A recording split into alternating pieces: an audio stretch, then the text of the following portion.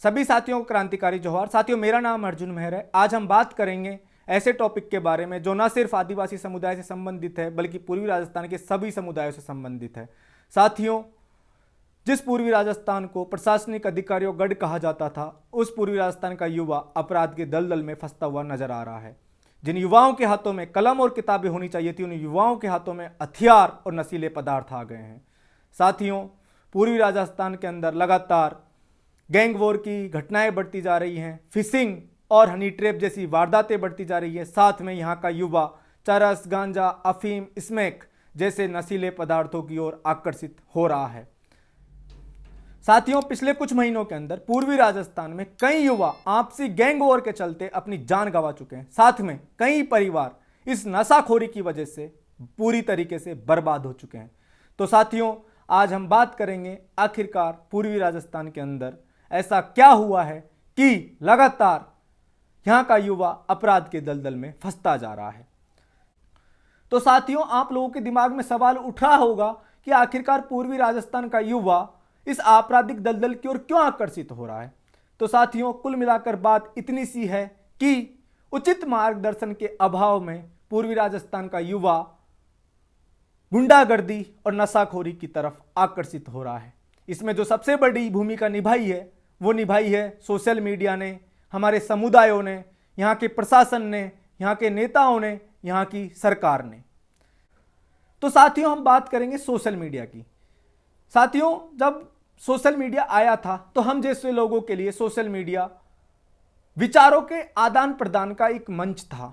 लेकिन वर्तमान में हम देखते हैं कि पूर्वी राजस्थान के युवा इस सोशल मीडिया का इस्तेमाल विचारों के आदान प्रदान के लिए नहीं बल्कि हथियारों के साथ अपनी फोटो डालने के लिए, लोगों के मारपीट के वीडियो डालने के लिए, गुंडागर्दी के स्टेटस डालने के लिए और गैंग बनाने के लिए कर रहे हैं। हम देख रहे हैं कि जो युवा बड़ी मेहनत करके नेट जेआरएफ क्लियर करके पीएचडी कर रहा है, वो युवा आज के युवाओं का रोल मॉडल नहीं है। उन युवाओं का रोल मॉडल वो युवा है जो अपनी गैंग बनाकर चल रहा है। पूर्वी राजस्थान के अंदर आप देखेंगे तो कई छोटी छोटी गैंग आपको नजर आएगी। हर गांव में, हर तहसील में, हर ग्राम पंचायत के अंदर कई गैंग बन चुकी है। और ये गैंग अपने क्षेत्रों के आधार पर अपने नाम रखते हैं, अपने धर्मों के आधार पर अपने नाम रखते हैं, अपनी मोटरसाइकिल के नंबर पे अपना नाम रखते हैं, कोई अपने मोबाइल के नंबर के आधार पर ही अपनी गैंग का नाम रख के अपनी गैंग चला रहे हैं। आखिरकार जब हमने बातचीत करी कई लोगों से कि आखिर क्या कारण है कि ये युवा इस ओर आकर्षित हो रहे हैं, तो उन लोगों ने कहा कि हम एक मनोविज्ञान देखते हैं युवाओं का कि जो युवा या फिर जो लोग सोशल मीडिया पे कुछ समझदारी की बात करेंगे, देश के विकास की बात करेंगे, समाज के विकास की बात करेंगे, उन लोगों को मूर्ख समझा जाता है, ना उनको कोई इतना इंपॉर्टेंस दी जाती है सोशल मीडिया के मंचों पर जितनी पूर्वी राजस्थान के अंदर अपराध की दुनिया में फंसे हुए लोगों को दी जा रही है। इनके लाखों फॉलोवर्स हैं। इनके वीडियोज पे जब ये लोग लाइव आते हैं या फिर वीडियोस डालते हैं तो चुटकियों में वायरल हो जाते हैं। अभी हाल में हमने देखा पूर्वी राजस्थान के अंदर दो गैंग्स के अंदर आपसी गैंग वॉर हुआ, तो सोशल मीडिया को उन्होंने उस गैंग वॉर का मंच बनाया और फिर हमने देखा किस तरीके से लाखों लोग उन लोगों के समर्थन में उतर आए, उनको अपना रोल मॉडल बना लिया। इसी वजह से जो फेम पाने की जो चाहत है ना, इसी के आकर्षण की वजह से लोग लगातार इस अपराध की दुनिया की ओर आकर्षित हो रहे हैं। युवाओं ने फॉलोअर्स और लाइक को ही अपनी जिंदगी का मकसद बना लिया है, उसी को ही अपनी सफलता का पैमाना बना लिया है। उन युवाओं ने सोच लिया है कि समझदारी की बात करके फॉलोअर्स नहीं बटाए जा सकते, फेम नहीं पाया जा सकता, जितनी जल्दी से अपराध की दुनिया में घुसकर फेम पाया जा सकता है।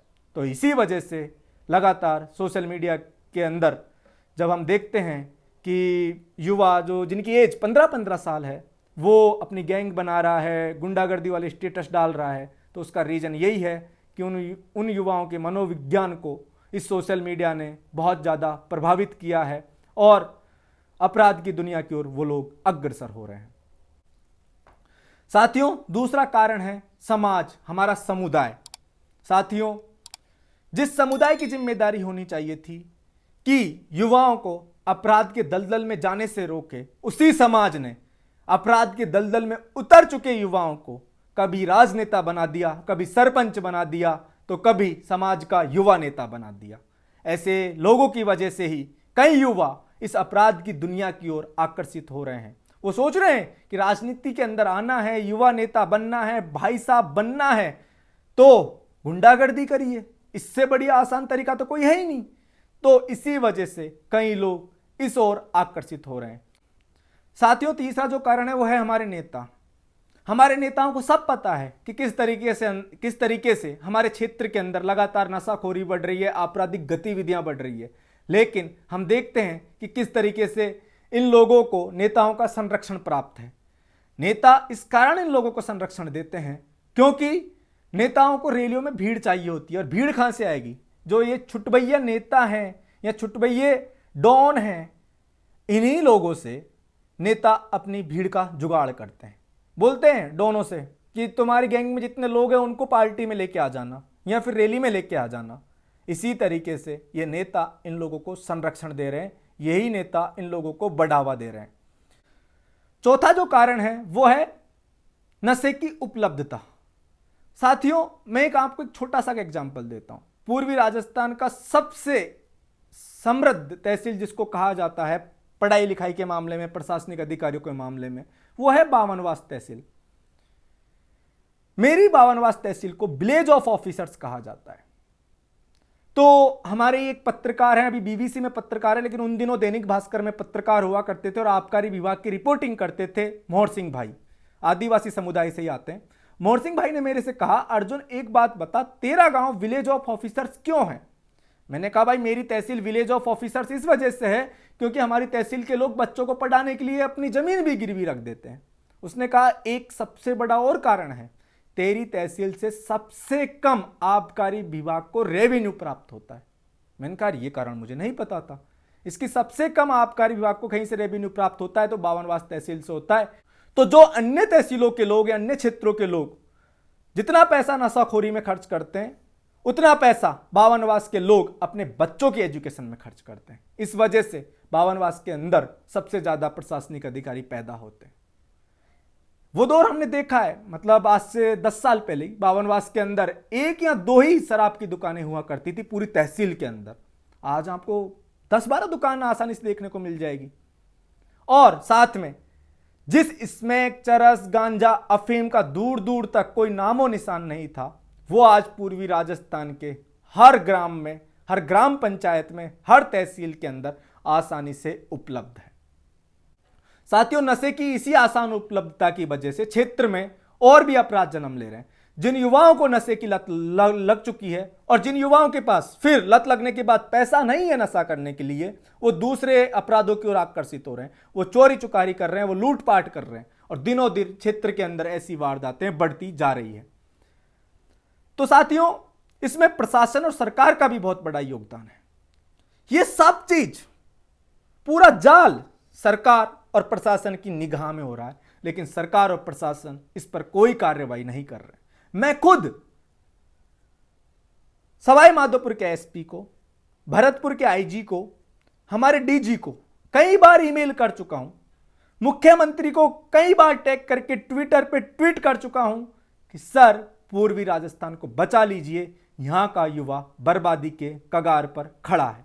लेकिन सरकार की तरफ से कोई भी सकारात्मक रवैया अपनाया नहीं जाता है और ना ही प्रशासन की तरफ से कोई सकारात्मक कार्रवाई की जाती है। तो साथियों, आप लोगों के दिमाग में सवाल उठ रहा होगा कि अपराध के दलदल में फंस चुके युवाओं को उस दलदल से बाहर कैसे निकाला जाए और नए युवाओं को उस दलदल में जाने से कैसे रोका जाए। तो साथियों, सबसे महत्वपूर्ण उपाय यही है कि हम लोग युवाओं की काउंसलिंग करें।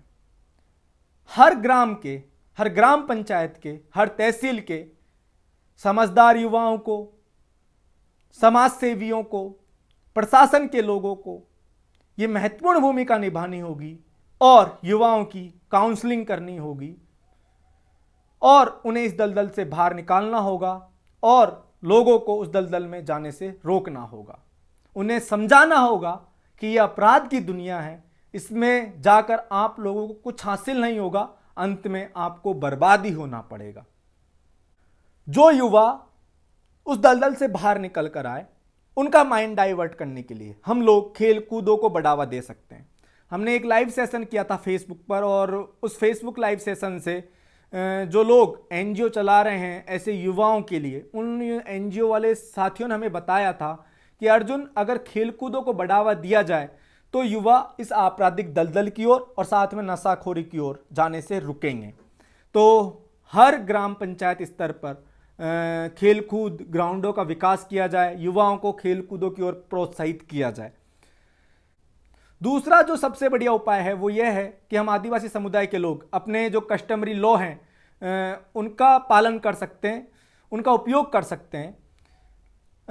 हमारे आसपास देखो, जो नशा है वो हमारे गांवों में, हमारी तहसील के अंदर, हमारी ग्राम पंचायत के अंदर खुले में बिक रहा है।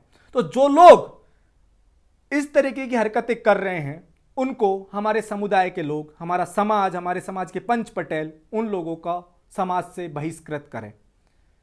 साथ में अगर समाज से बहिष्कृत करने के बाद भी वो लोग इस तरह की गतिविधियों में संलिप्त पाए जाते हैं तो उन लोगों के खिलाफ समुदाय के लोग एकजुट हों और उनकी शिकायत पुलिस में दर्ज करें। और पुलिस प्रशासन की जिम्मेदारी ये बनती है कि वो लोग ऐसे लोगों के खिलाफ कड़ी कार्रवाई करें, ना कि उन्हें छोड़ दें। साथियों, यह वीडियो आज ही वायरल हो रहा था। ये राजस्थान के करौली जिले का वीडियो है और इस वीडियो के अंदर एक नशे का आदी युवा है जिसको नशे की लत लग चुकी है। ये युवक, ये नौजवान अपनी मां को पीट रहा है क्योंकि इसकी मां ने इसे नशे के लिए पैसे देने से मना कर दिया है। इसकी मां ने पुलिस से कई बार इसकी शिकायत करी, लेकिन पुलिस प्रशासन इसके खिलाफ कोई कार्रवाई नहीं करता है, इसको छोड़ देता है। तो और साथ में इसकी मां ने उन लोगों की शिकायत करी जो क्षेत्र के अंदर नशा उपलब्ध करवा रहे हैं, लेकिन प्रशासन ऐसे लोगों के खिलाफ कोई कार्रवाई नहीं करता है। तो इस कारण सबसे जो महत्वपूर्ण भूमिका बनती है वो बनती है प्रशासन की। प्रशासन अपनी जिम्मेदारी को बखूबी निभाए और ऐसे लोगों के खिलाफ आपराधिक मामले दर्ज करें और इनको कड़ी से कड़ी सजा दिलवाएं, ना कि इनको खुले में छोड़ दें।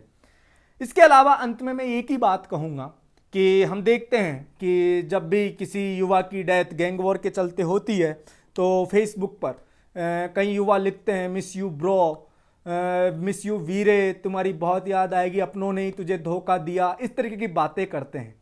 भाइयों, आप लोग ही ऐसे युवाओं को बढ़ावा दे रहे हैं। आप लोग ही, जो दूसरी जनरेशन है, जो 15-16 साल की जनरेशन है, उनको अपराध की दुनिया की ओर बढ़ा रहे हैं। क्योंकि आप लोग, जो युवा अपराध की दुनिया में घुसने के बाद मारा जा चुका है, जिसकी डेथ हो चुकी है गैंग वॉर के चलते, उसकी आप एक हीरोइक छवि पेश कर रहे हैं समाज के सामने कि वो बहुत हीरोइक छवि का आदमी था।